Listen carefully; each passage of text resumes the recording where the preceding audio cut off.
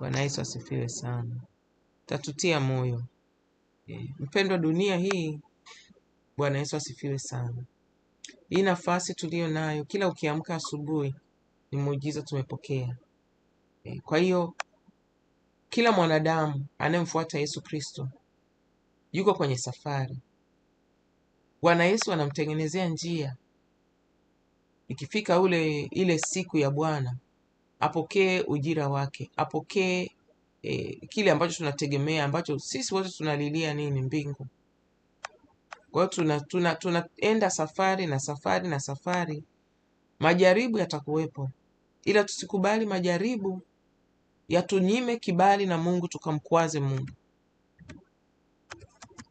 Majaribu yakija, tutulie tu mbele za Mungu. Mungu, hapa ninapitaje? Hapa kuna nini?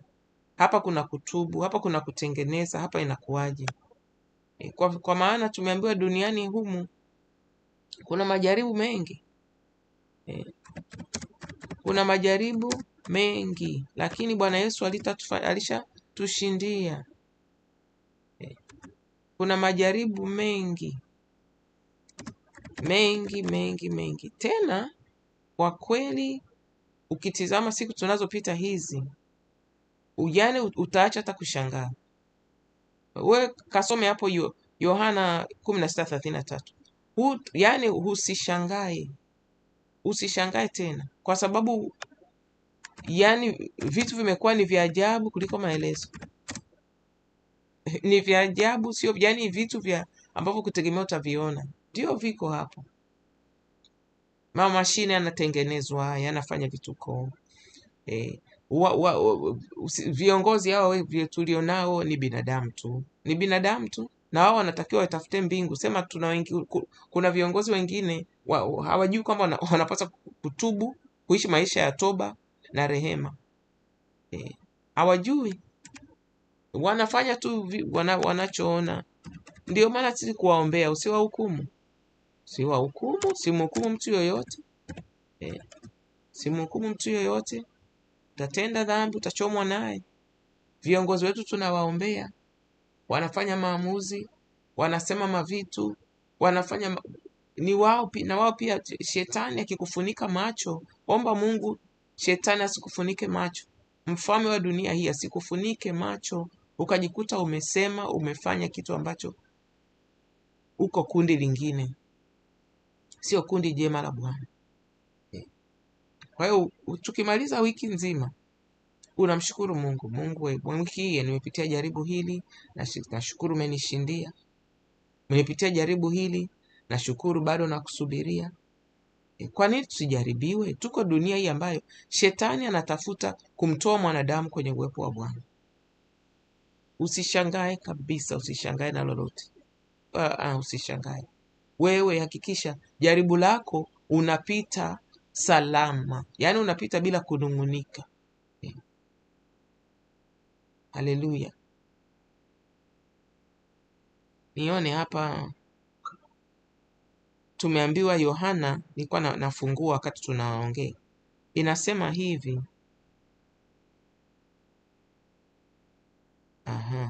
Hayo Yohana 16:33. Hayo nimewaambieni mpate kuwa na amani ndani yangu.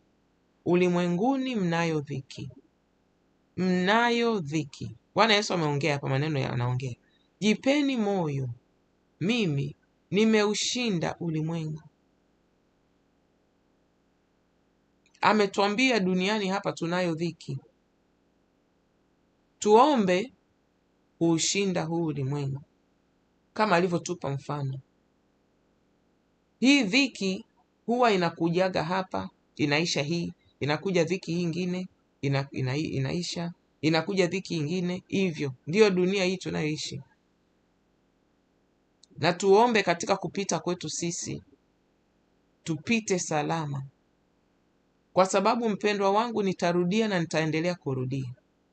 Kila asubuhi ukifungua macho, Mungu amekupa neema ya kukuongezea siku nyingine, ya kutengeneza naye, ya kumtumikia, ya kuwavuta wengine waje kwa Yesu Kristo. Hata kama wewe huhubiri kwenye mitandao, lakini una nafasi ya kumwombea mtu mpaka safari yake ikamleta kwa Yesu Kristo. Una safari ya kumshauria mtu, kumpa neno, ndugu, jamaa, marafiki, yoyote yule, mpaka akafikia mahali pa kumpokea Yesu Kristo. Kila mtu aliyeokoka na hiyo nafasi. Ukatae kuja kudaiwa siku ya mwisho wale watu ambao una nafasi ya kuwavuta waje kwa Yesu Kristo, aidha kwa maisha unayoishi au kwa maneno unayoongea au kwa maombi yako. Unawavuta. Kuna wengine utawaombea miezi kadhaa, wengine miaka kadhaa, wengine wana neema, utawashuhudia kidogo tu, anakuja kwa Yesu Kristo. Kwa hiyo katikati ya majaribu tunayopita, Mungu hapa ameshatuambia, mnayo dhiki, jipeni moyo. Unaona Mungu akikutendea hiki, akikupigania, mbele yako itakuja changamoto nyingine. Tena itakuja nyingine. Sio tukatishe tamaa, sio tuchoke. Kuna mmoja namfahamu mpendwa, hajawahi kuwa naye kwenye makundi yetu, ila mimi namfahamu muda mrefu. Yeye alikuwa na tabia, unajua kuna watu ambao sijui hawana subira. Niseme hawana subira. Alikuwa analalamika, anasema mimi mbona vita viishi? Ikitoka hii nakuja hii. Sasa hivi wokovu wake sio imara kama vile. Sio imara. Simhukumu, ila ninamjua vizuri kwa ndani. Sio imara. Mapambo ameshindwa kuacha. Ni mtu wa michanganyo, yani kwenye maisha. Amekuwa kama tapeli hata wa pesa. Tapeli kabisa. Tena ni mbaya, anatapeli ndugu zake kabisa. Kwa sababu yeye amejihesabia hivi, haya maisha lazima apate anachotaka kwa njia yoyote. Na ndio shetani alimtega, alikujaga kuolewa vibaya. Yaani hayuko na mume wake kwa sababu aliolewaje vibaya. Alikuwa anasema kabisa, namsikia anasema, mimi nimeomba muda mrefu, mimi nishamwambia Mungu ikifika mwezi fulani kabla ya sikukuu fulani, mimi lazima niwe nimepata mume. Shetani alimletea mume. Alimletea shetani mume, nakwambia. Na ni mume wa shetani kabisa. Kwa mapito aliyopita mpaka hapo alipofika, wameachana, yuko na watoto wake. Na waliachana kwa ugomvi kabisa. Kwa hiyo huyu Yesu tunayemwamini, kuna mpendo wangu anapendeka kusema, Yesu Kristo sio mganga kienyeji. Yesu Kristo sio sisi kumpelekesha yeye, nataka hiki kwa njia hii kwa wakati fulani. Wewe. Tunachotaka kwa Yesu Kristo tunamsubiria. Ndio maana nisiachi kusema, tumsii Yesu Kristo kutujaza Roho wake Mtakatifu. Akitujaza Roho wake Mtakatifu, jaribu litakuja. Atakwambia, hapa mwanangu, pita hivi, omba hivi, subiri hivi, tegemea Mungu hivi, angalia hivi. Utakuta unapita, unaomba. Hajalishi jaribu linakaa muda mrefu, muda mfupi, unapita, unasubiria, unaomba, unaamini, na katikati ya jaribu Mungu anakutumia. Niliwashuhudiaga wenzetu nilipopata shida ya moyo wakati fulani, na kuambia nilihubiri kitandani nimelala chali. Nilikuwa kwenda chooni hivi kutembea siwezi. Moyo unaenda popo. Niliamua bora kama Mungu ndio unaniondoa hivyo, basi mimi nitaondoka natumika. Kwa hiyo kwenye jaribu, tafuta nani utamuombea mwenye changamoto kama ya kwako. Nani utamuombea mwenye changamoto kubwa kuliko ya kwako? Nani utamuombea ambao unaona anahitaji? Watoto wanamsumbua, ndoa yake inamsumbua, afya yake inamsumbua. Nani utamuombea? Nani utamuombea unajua anapitia mapito? Vijana wangu hawajaokoka kivile, lakini wameshajua siri. Sasa unaona wanaleta sasa rafiki zao wenye kuhitaji maombi. Wanajua maombi yanasaidia mtu. Wanajua maombi yanabeba mtu. Na nimegundua siri nikiongea nao, ukisikia vitu wanavyoongea. Na kuambia mpendwa, kama una watoto, tafuta mwenye watoto wake utawabebea kwa maombi. Tafuta wale ambao wamama wenzako utawabebea maombi. Hata kama ukiwaombea kwenye kundi hili, waombee kwa jumla. Waombee kwa sababu unatengenezea njia watoto wako mwenyewe. Mimi ninamwamini Mungu kabisa. Ipo siku, ipo saa, ipo dakika. Namwombea Mungu anipe neema nione siku vijana wangu watakuwa wanamtumikia Bwana kabisa. Kwa sababu gani? Bwana Yesu ashindwe. Kwa sababu gani? Ninazidi kuweka akiba. Kila siku nikimwombea watoto wa mama wenzangu, vijana wengine, na wabeba wanaokuja inbox, ninaowajua, mabinti za wengine, ninajua iko siku. Yaani unatengeneza kizazi chako na kiacha kinakuwa chenye baraka. Sisi wa mama tuna nafasi nzuri sana na mabinti tuliojua siri hii ya kufuatilia maombi. Mpendwa wangu, nakupa moyo, haupotezi muda wako, haupotezi nguvu zako kujitesa, unajinyima chakula. Na usichoke kama ambao wewe, najua wengine kwa sababu ya matatizo ya afya huwezi kufunga kivile. Lakini kwa yale masaa ambayo wewe unajua unasubiria chakula, kuanzia chakula kilichopita mpaka kinachofuata, omba Mungu neema, kunywa maji, unaomba, unabeba maombi, unabeba watu kabisa. Na kuelezea Mungu atakufungulia njia za ajabu. Yaani hicho kitu ninakipitia wiki hii mimi mwenyewe. Ushuhuda ukikamilika nitawashuhudia. Kabisa. Kabisa Mungu atakupigania. Mungu atapangua vya kupangua ili wewe uvuke. Kwa hiyo, kwa neno hili fupi, Roho wa Mungu ananishuhudia neno ni fupi, limetosha. Tujue, tutambue. Huu muda wa kuja kwenye maombi upambanie sana. Upambanie sana. Kuna kitu kinafanyika katika ulimwengu wa roho. Unatengeneza njia yako, unatengeneza njia ya mume wako kama umeolewa, unatengeneza njia ya uzao wako. Sizungumzii watoto wako kutoka wewe, nazungumzia wajukuu na vitukuu. Unatengeneza njia njema. Zile laana ambazo zilikuwa zifate familia yenu, ule uharibifu ambao shetani alikuwa anautengeneza kwa ajili ya familia yako na watoto wako, una mwingi utawaepa, kwa sababu wewe mama umefunga kibwebwe, umesimama. Wewe binti umefunga kibwebwe, umesimama na Yesu. Na vijana wako wafundishe hiyo siri. Wewe waambie, ukikuombea changamoto waambie ninakuombea. Hebu wewe unamuombea, wewe unaomba. Hebu muamini Mungu. Unampa neno watoto wako. Wafundisha watoto wako muamini Mungu. Wawe na hekima ya hapa duniani, wawe na hekima ya Kristo. Wafundishe kila topic unazoweza kuwafundisha. Wafundishe kumudu muda, wafundishe kumudu pesa, wafundishe kuhusu marafiki na kuishi na watu, wafundishe kuheshimu Mungu kuliko kitu chochote duniani. Waheshimu, yani vyote. Vipo wanasikia. Sisi tunamshauria wetu wa mambo ya kuwekeza, mambo ya pesa. Tena ni binti tu, amesomea. Tulianza kumsapoti kwa sababu ni Mwafrika, yani ni mweusi kama sisi. Sema anasomea, alikuwa na urafiki na wambali tu, yeye mtu anakutambulisha. Alitambulishwa kwa mwanangu ambaye ni mwanajeshi. Kwa hiyo binti akaja kwetu, tunafanyaje? Anatushauria bure. Anakushauria, unatunza bajeti, unawekeza, hapa wekeza hivi, hapa fanya hiki, wakati anasomea.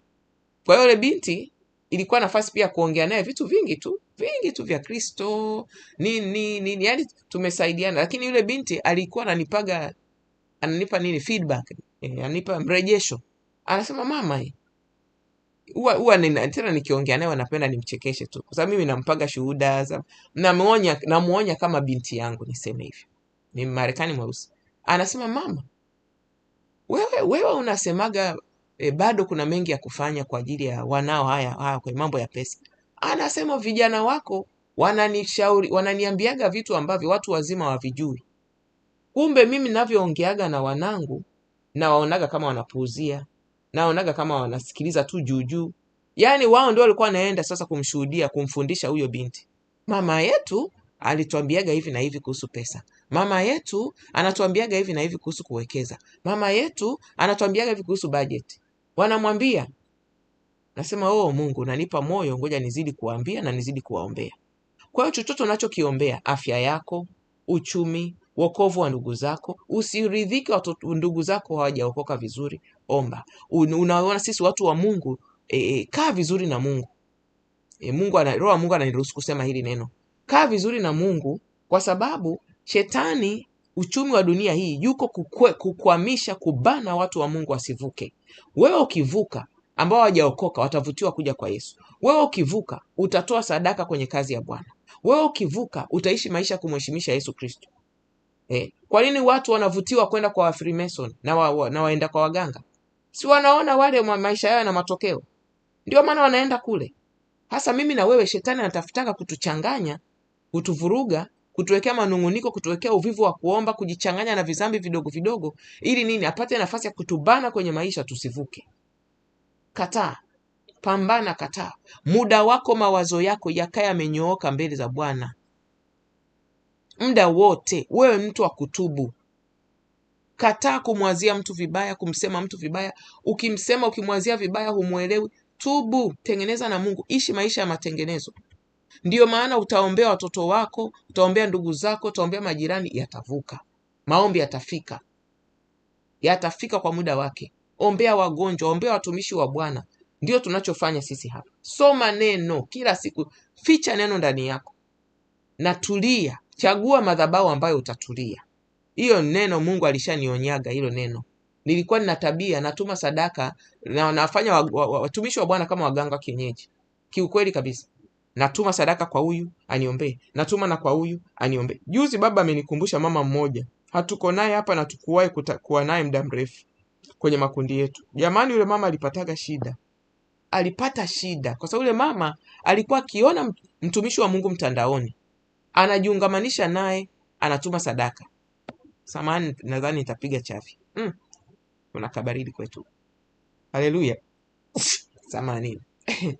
Yule mama alikuja kupata shida. Nadhani aliishia kuomba na watu wasiofaa. Alikuwa anatuma sadaka. Tunajuaje? Kwa sababu mtandao ulikuwa unamsumbuaga maskini. Yaani hii teknolojia ilikuwa inamsumbua. Yuko nchi za Ulaya. Mtandao unamsumbua, anaomba msaada, umtumie pesa kwa mtumishi mwingine yaani alikuwa anabadilisha watumishi. Kiukweli alikuwa na changamoto, lakini alikuwa ameshindwa kutulia kwenye madhabahu moja. Mwishoni nilikuwa nimemshauri atulie, lakini alipataga shida. Yaani nadhani alijichanganya kwa mtumishi ambaye alipata kama kuchanganyikiwa akili hivi kidogo. Kabisa kabisa. Kwa hiyo mpendwa, tutulie, tumwambie Mungu, tutulie mbele zake na neno lake. Tulia kwenye madhabahu chache ambazo zile zitakujenga kiroho. Usiwe mtu wa kuruka hapa na hapa na hapa na hapa. Ni hatari sana. Ni hatari sana. Tulia, uombe, utembee na Bwana akufundishe jinsi atakuletea majibu. Ndio sisi wote hivi tunafundishwa hivi. Kikweli Mungu anatufundisha. Kabisa kabisa. Mungu anakuambia wewe, mlango huu utafunga. Nataka mlango mwingine nikufungulie. Lakini nitakufunguliaje? Fanya 1, 2, 3. Simamia hapa. Shikilia kazi yangu hapa. Ndio maana niliwaambia wapendwa wangu, ratiba yangu mwaka huu utabadilika. Kwa sababu Roho wa Mungu alikuwa ameshaanza kunisemesha. Kuna njia nyingine, kuna nafasi nyingine ananipeleka katika maisha, katika majukumu, katika mambo mbalimbali. Na ndicho hicho namuona Mungu anafanya. Na katika yote ananiambia wewe utahudumu, utafanya kazi yangu kwa njia hii. Utafanya kazi yangu kama leo ni siku yangu ya kutoa neno. Namshukuru Mungu amenipa neema, nimetoa neno. Lakini wanaokuja inbox ninaendelea kuwahudumia na kuwashauri kwa jinsi Mungu ananipa neema. Tuwaombee sana vijana wetu wapate mtu wa kuwabeba. Kama hivi tunavyobebana mabinti, yani wapate, kwa sababu wanakuja kwenye inbox na tunaambiwa sisi ni wanawake, hatupasi kuongoza vijana wanaume. Tunafanyaje? Wachungaji wana makanisa wako busy. Tuendelee kuomba. Kuna kijana wangu mmoja Bwana amemruhusu kuanza kutumika. Amefungua mpaka YouTube yake. Na Mungu Bwana Yesu anamlea. Kwa sababu huyo kijana ana neno. Ana moyo wa kutumika sana na Mungu. Na amekuwa anatumika sana kwa moja. Hebu tumuombee huyo kijana. Mungu ampe neema. Na manake na yeye ana majukumu. Anaishi nchi za huku Ulaya, ana majukumu. Anafanya kazi, anasaidia majukumu ya familia. Mungu ampe neema. Kwa sababu ndani yake ana kitu atasaidia vijana wenzie. Kwa sababu wakija inbox, mimi ni kuwashauri tu. Nimeona nikiwaunga hata kwenye makundi hawapati ule msaada wa karibu wanaohitaji. Tuendelee kuombea kazi ya Bwana wapendwa. tushukuru Mungu kwenye maombi yetu. Wiki imeisha salama, tunaanza wiki mpya. Tuombeane, kuna wagonjwa, kuna wajawazito, kuna ambao kuna muombe, kuna mama mchungaji. Mmenisikia na muombe mama mchungaji mjamzito kitambo, yuko Tanzania. Tumuombe kwa sababu amefikia muda wote anaweza kujifungua, ajifungue salama. Hivyo tuwaombe wa binti zetu wanaotegemea ndoa, ambao wako ndani ya ndoa, wamama wenzetu, watoto wa wenzetu, tuwaombe, tuwainue mbele za Bwana. Bwana Yesu ni mwema. Wewe ombea watu, beba watu wa Mungu. Mungu yeye atakupigania. Ya kwako anayajua vizuri sana. Atakupigania tu. Ombea watumishi wa Mungu. Wana changamoto nyingi. Waombe. Waombe. Na usiache kuombea viongozi wa nchi yako. Kwa maana Mungu ashike nchi vizuri, uweze kuendelea kuishi kwa amani, kumtumikia Bwana kwa amani. Basi tuende kwa Mungu, kwa mbele za Bwana kwenye maombi yetu. Bwana atusaidie. Ikibidi uende kwenye majukumu, usiwe na shaka. Ikibidi simu imesumbua, usiwe na shaka. Basi tuende mbele za Mungu. Na asanteni kwa muda wenu kunisikiliza. Barikiwe sana. Amen.